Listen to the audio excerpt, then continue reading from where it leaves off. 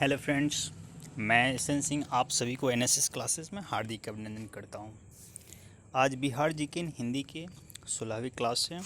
आज question number 151 से लेकर क्वेश्चन नंबर 160 तक के रिवीजन हम लोग करने वाले हैं। हमारी कोशिश रहेगी इस वीडियो या इसके बाद जो वीडियो बनाने वाले हैं, हमारी कोशिश रहेगी कि प्रत्येक वीडियो में एक मोटिवेशनल कोट को डालें, ताकि प्रिपरेशन के दौरान मोटिवेट होना भी बहुत ज़रूरी है। क्योंकि प्रिपरेशन पीरियड में बहुत सारी परेशानियों से झेलना पड़ता है, खासकर स्टूडेंट को, इसलिए वो ज़रूरी है। तो आज का जो कोट है, जैसे हम कह सकते हैं कि कभी भी अगर किसी से परेशानी हो रही है, किसी रास्ते से परेशानी हो रही है, तो उसका समाधान ये नहीं होता है कि उसको छोड़ दें, उसमें सुधार की आवश्यकता होती है। अगर परेशानी आपको हो रही है किसी चीज़ से, तो उसको छोड़ने से बेहतर है आप उसमें सुधार करें, और सुधार करने से ही बेहतर हो पाता है। जैसे अगर बिल्डिंग बनाते हैं, घर बनाते हैं, अगर कहीं पे टूटता है या कोई भी चीज़ प्रॉब्लम होती है, तो उसको रिपेयरिंग करते हैं। ये नहीं कि पूरे से तोड़कर नीचे से और पूरा फिर से बनाते हैं। इसी तरह अपने लाइफ को समझे।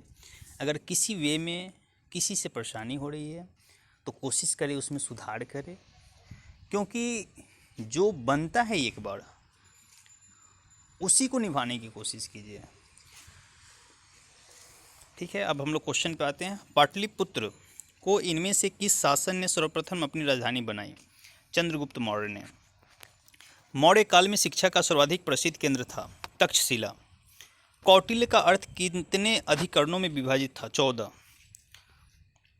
निम्नलिखित में से चंद्रगुप्त मौर्य का विशिष्ट रूप से वर्णन हुआ है चंद्रगुप्त का। जिसके ग्रंथ में चंद्रगुप्त मौर्य का विशिष्ट रूप से वर्णन हुआ है वह है विशाखदत्त। मगध में मौर्य वंश के शासक की स्थापना किसने की थी? चंद्रगुप्त मौर्य ने। निम्नलिखित में से मगध का कौन सा राजा सिकंदर महान का समकालीन था? धनानंद। नंद वंश के पश्चात मगध पर किस राजवंश ने शासन किया था? मौर्य ने शासन किया था। किस मगध सम्राट ने स्वयं को एकाराट कहा है? महापद मनंद ने। अभिलेखों में किस शासक का उल्लेख प्रियदर्शी और एवं देवानामप्रिय के रूप में किया गया? अशोक। फिर एक बार रिवीजन हम लोग करने की कोशिश करेंगे।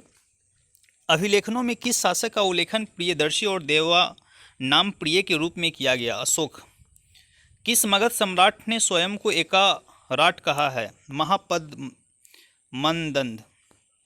नंद वंश के पश्चात मगध का किस राजवंश के शासक किया था? मौर्य ने। निम्नलिखित में से मगध का कौन सा राजा सिकंदर महान का समकालीन था? धनानंद। मगध में मौर्य वंश के शासक की स्थापना किसने की थी? चंद्रगुप्त मौर्य ने। जिसके ग्रंथ में चंद्रगुप्त मौर्य का विशिष्ट रूप से वर्णन हुआ है वह है विशाखदत्त। निम्नलिखित में से चंद्रगुप्त मौर्य का विशिष्ट रूप से वर्णन हुआ है वह है चंद्रगुप्त। कौटिल्य का अर्थशास्त्र कितने अधिकरणों में विभाजित है? 14। मौर्य काल में शिक्षा का सर्वाधिक प्रसिद्ध केंद्र है तक्षशिला। पाटलिपुत्र को इनमें से किस शासक ने सर्वप्रथम अपनी राजधानी बनाई थी? चंद्रगुप्त मौर्य ने। Thank you for watching video.